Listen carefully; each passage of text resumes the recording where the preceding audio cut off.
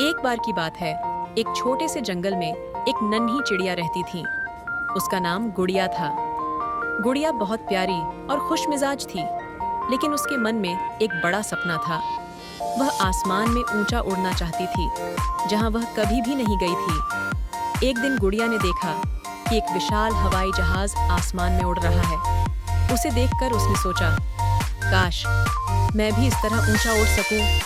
उसने अपने दोस्त से ओमकार, मुझे भी ऊंचा उड़ना है, क्या तुम मेरी मदद कर सकते हो? ओमकार ने गुड़िया की बात सुनकर मुस्कुराते हुए कहा, गुड़िया, तुम्हारा सपना बहुत सुंदर है, लेकिन ऐसा करना आसान नहीं होगा।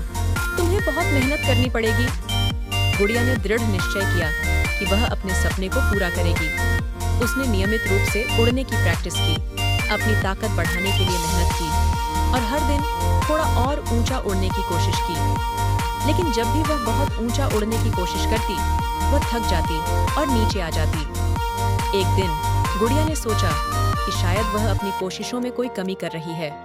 उसने ओमकार से फिर से सलाह मांगी। ओमकार ने उसे समझाया, गुड़िया, तुम अपनी ताकत पर भरोसा रखो और अपनी मेहनत को जारी रखो। सफलता धीरे धीरे आती है। गुड़िया ने ओमकार की सलाह को ध्यान में रखते हुए अपना संघर्ष जारी रखा।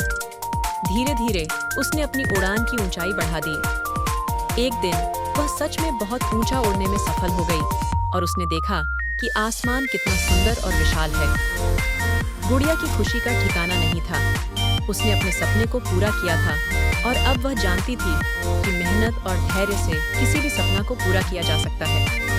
वह नीचे आई और ओमकार से कहा, धन्यवाद ओमकार, तुम्हारी सलाह ने मेरी मदद की। अब मैं जानती हूँ कि बड़े सपने सच करने के लिए लगन और विश्वास चाहिए। ओमकार ने उसे देखकर कहा, गुड़िया, तुमने साबित कर दिया कि मेहनत और धैर्य से बड़े सपने सच हो सकते हैं। मैं बहुत गर्वित हूँ।